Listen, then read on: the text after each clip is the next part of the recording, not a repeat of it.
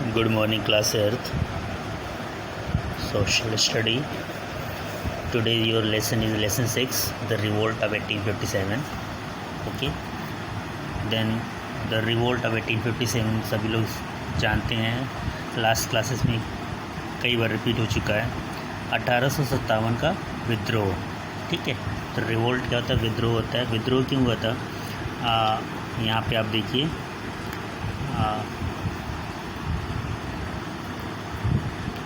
एक्सप्लोटिव nature of the British rule in India.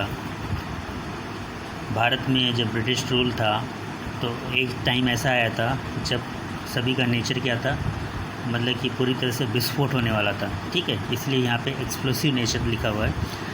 तो उसके जो रीज़न थे वो थे लोगों के अंदर असंतोषजनक डिससेटिस्फेक्शन था, ठीक है।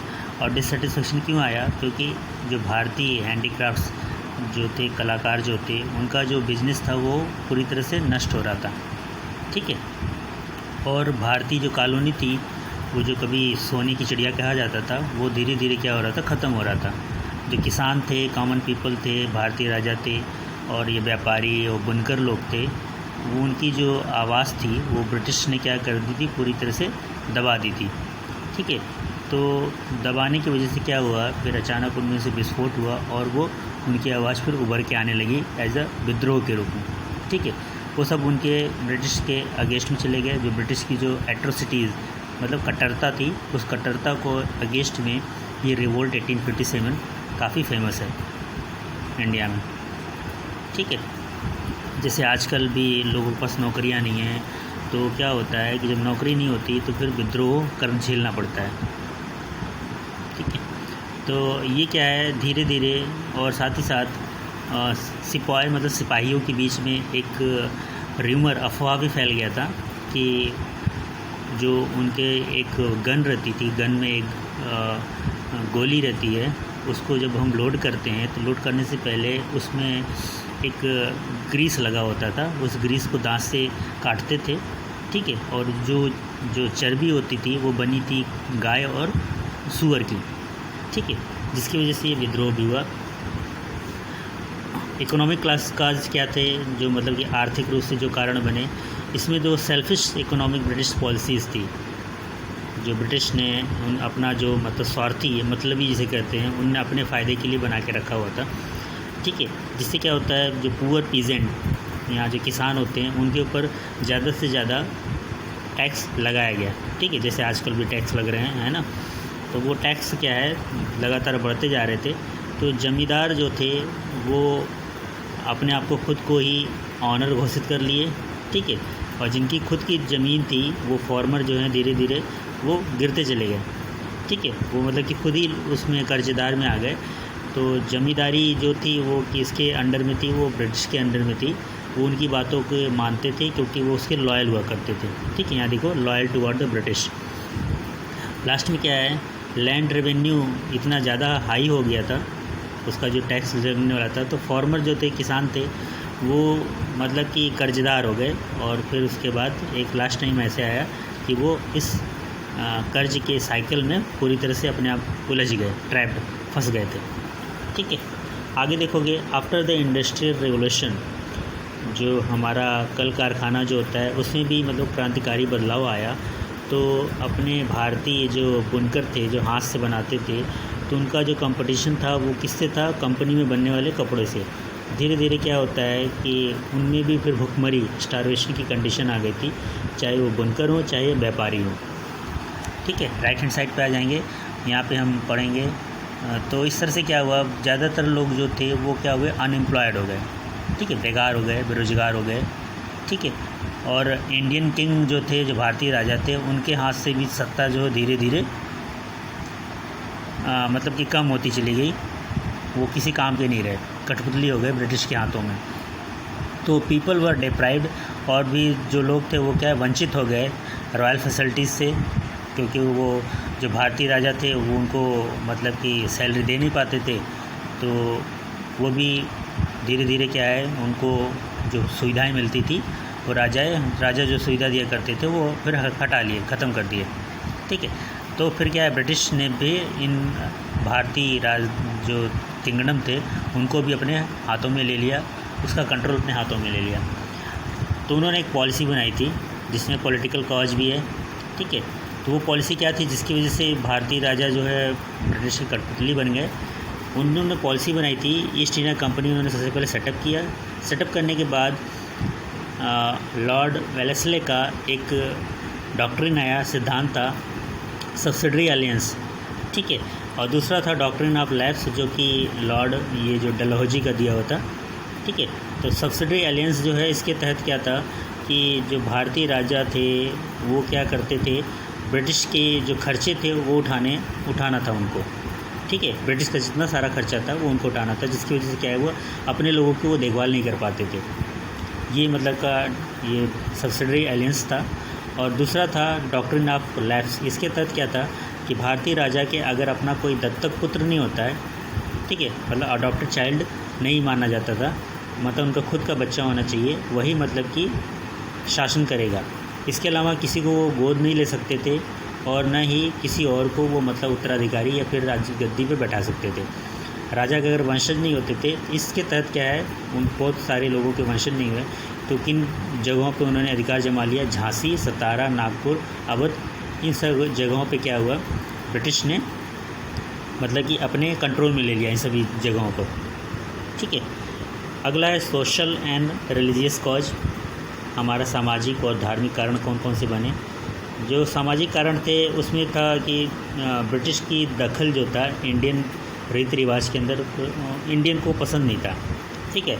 जैसे वो सती की प्रथा किया करते थे या फिर विधवाओं का पुनर्विवाह, ये सब जो एक्ट ब्रिटिश लाना चाहते थे, तो ये उनको पसंद नहीं था क्योंकि वो धार्मिक जो भावनाएं थी भारतीयों को वो हर्ट करती थी, ठीक है, दिल से वो उनको लगती थी। अगले पेज पे आ जाएंगे। यहाँ पे आप देखोगे मिलिट्री कॉज क्या था। मिलिट्री कॉज सभी को पता है, सिपाही जो थे वो ब्रिटिश में क्या थे, कम सैलरी पे काम करते थे और साथ ही साथ उनका प्रमोशन का कोई स्कोप नहीं था। और जो इंडियन थे उनको मतलब कि ज़्यादा सैलरी भी नहीं दी जाती थी, ठीक है, ओके। और साथ ही साथ वो ब्रिटिश से उनकी जो फैसिलिटीज़ थी वो भी कम रखी जाती थी। नेक्स्ट आप देखोगे यहाँ पे इमीडिएट कॉज क्या हुआ, तो मतलब कि ये लागू करने के बाद जो कारण आए, जो ब्रिटिश थे उन्होंने एक पैसे से पहले एक राइफ़ल इंट्रोड्यूस की जिसका नाम था एनफील्ड। तो ये मैंने आपको पहले बता दिया है, उसमें चर्बी लगी होती थी गन को लोड करने के लिए। गन में जब वो जो कार्ट्रिज को लोड करते थे तो वो काटते थे, तो हिंदू मुस्लिम को ये बिल्कुल पसंद नहीं था, तो उन्होंने इसका क्या किया, विरोध किया, इसके मतलब अगेंस्ट में थे। और पहला जो विद्रोह हुआ था वो मंगल पांडे थे, वो बंगाल में पोस्टेड थे, बैरकपुर में, ठीक है। तो उसी से लोग इंस्पायर भी हुए। इंस्पायर होने के बाद फिर क्या हुआ, यूपी के अंदर एक मेरठ सिटी है जहाँ पे ये काफ़ी ज़्यादा विद्रोह हुआ, ठीक है। तो सारे लोग मिल करके क्या हुआ, वो ब्रिटिश को मारने लगे। और जो इन्होंने फिर क्या किया, परेड किया, मार्च किया दिल्ली तक। और जो एम्परर थे बहादुर शाह जफर उस टाइम पे, उनको मतलब कि अपना लीडर घोषित कर लिया, ठीक है। आगे देखो इसके फिर क्या हुए, और साथ ही साथ ये विद्रोह फैल गया दिल्ली, कानपुर, लखनऊ, बरेली, झांसी और आरा में, ठीक है। ये आप देखो पूरा का पूरा ये जो एरिया है ये यूपी के अंतर्गत ही आता है। बंगाल से स्टार्ट हुआ और ये पूरा यूपी में फैल गया, दिल्ली से लेकर के पूरे यूपी में, और बिहार के कुछ पोर्शन में, जिससे आरा एक जगह है सॉरी। आप देखोगे रिवोल्ट स्टार्ट कब हुआ, यहाँ पे देखोगे मंगल पांडे ने स्टार्ट किया था, वो बहुत ही यंग ब्राह्मण था, ठीक है। उसकी जो पोस्टिंग थी वो बराकपुर बंगाल में हुई थी। एंड वो फिर क्या होता है, जैसे ही वो उसने विद्रोह किया उसके बाद उसको मतलब कि फांसी दे दी गई 29 मार्च 1857 को। उसके कुछ दिनों के बाद ही 24 अप्रैल को ही अपना कुछ भारतीय जो सिपाही थे जो मेरठ में कैंटोनमेंट में थे, उन्होंने भी इनकार कर दिया इस तरह के कार्टेज को लोड करने से। और 9 मई को करीब 85 लोगों को डिसमिस कर दिया गया, ठीक है। और साथ ही साथ उनको फिर 10 साल के लिए जेल भेज दिया गया। और शायद आप लोग को सुनने में हैरानी होगी, उस टाइम पे जब जेल भेजा जाता तो वो जेल यहाँ पे नहीं हुआ करती थी, ठीक है, जिसे सजाए काला पानी कहते हैं, वो हमारे भारत क्षेत्र से बाहर हुआ करती थी, ठीक है। मतलब साउथ में किसी एक समुद्र के द्वीप में हुआ करती थी, जैसे जावा और सुमात्रा में है। तो उसी में से कुछ जैसे बहादुर शाह जफर को हमने लीडर घोषित किया था, तो उनको भी क्या हुआ, पकड़ करके ब्रिटिश ने उनको वहाँ भेज दिया रंगून, ठीक है। उनको मतलब कि कैद में डाल दिया और ज़िंदगी भर वो कैद में ही रहे, उनको कोई छुड़ा नहीं पाया और फिर वहीं पर उनकी डेथ भी हो जाती है, ठीक है। उसके बाद जो लीडर घोषित किए गए उसमें से पेशवा थे नाना साहेब, और कमांडर तात्या टोपे, हजरत मुग़ल, ये हमारे लखनऊ की बेगम थी जिनका नाम था हजरत मुग़ल। रानी लक्ष्मीबाई को सभी लोग जानते हैं, झांसी में थे। कुंवर सिंह एक ज़मींदार थे जो मतलब कि बिहार के थे, जगदीशपुर और आरा से बिलोंग करते थे। इस तरह का विद्रोह, ये सब लीडर थे अपने इस टाइम पर रिवोल्ट के। नेक्स्ट है ये बहादुर शाह जफ़र, जैसा मैंने बताया, ये रंगून बर्मा में भेज दिए गए थे, ठीक है। और वहीं पर ही उनकी डेथ भी हो गई थी, ठीक है। उनकी मतलब कि देखभाल उनकी लड़की करती थी और वहीं जेल के अंदर ही। नेक्स्ट कॉज क्या हुआ, कारण, हमारा जो विद्रोह फेल क्यों हो गया, उसके कारण क्या थे। इंडियन जो सिपाही थे वो क्या है, पारंपरिक औजार यूज़ किया करते थे, ठीक है, जैसे तलवार हो गया, और जबकि ब्रिटिश जो थे उनके पास गन हुआ करती थी, राइट। आगे आप देखोगे राइट हैंड साइड पे ये आपका लास्ट है, और भी जो रीजन थे उसमें है हमारे भारत के जो सभी जगह थे, जैसे यूपी हुआ, वो वहाँ पे विद्रोह हुआ, तो उस जगह पे सभी लोगों ने एक साथ पार्टिसिपेट नहीं किया था, ठीक है। बाकी सारा जो स्टेट था शांत था, इसलिए विद्रोह दब गया और उनका कोई प्लानिंग नहीं था, फ्यूचर प्लान नहीं था, इसलिए ब्रिटिश जो थे उसको आसानी से दबा लिए, क्योंकि ब्रिटिश क्या थे, वेल ऑर्गेनाइज्ड थे, ठीक है। लास्ट आप देखोगे यहाँ पे कंसिक्वेंसेस का मतलब होता है 1857 के विद्रोह के बाद एक क्या परिणाम हुए, ठीक है। तो परिणाम क्या हुआ, ब्रिटिश पार्लियामेंट जो है वो पूरा का पूरा ईस्ट इंडिया कंपनी बना करके अपने कंट्रोल में ले लेती पूरे इंडिया को, और फिर ब्रिटिश जो सरकार थी वो प्रॉमिस करती है इंडियन शासकों से कि वो अब और ज़्यादा जो आपकी जो टेरिटरीज़ है उसको कंट्रोल में नहीं लेंगे, ठीक है। अब तक जितना ले लिया है, अब हम उसी पे ही मतलब कि अपना हुकूमत करेंगे, लेकिन और इससे ज़्यादा हम नहीं लेंगे। और साथ ही साथ उन्होंने अपनी जो ब्रिटिश किंग थी विक्टोरिया, उनको मतलब कि सुप्रीम पावर ऑफ इंडिया घोषित कर दिया गया, और साथ ही ये भी बोला गया कि जो भी भारतीय राजा हैं उनके जो भी ऑर्डर होगा उसको मानेंगे, ठीक है। अगला जो पॉइंट है, ब्रिटिश डिसाइडेड, और साथ ही साथ उन्होंने ये भी निर्णय लिया कि वो भी आपकी जो भी धार्मिक भावनाएं हैं, जो भी आप सोशल प्रैक्टिसेस करते हो, उसमें वो दखल नहीं देंगे ब्रिटिश। और लास्ट पॉइंट है, इस तरह से जो रिवोल्ट था, विद्रोह को दबा दिया गया, ठीक है। दबाने वाले कौन थे, वही कट्टरपंथी सारे ब्रिटिश।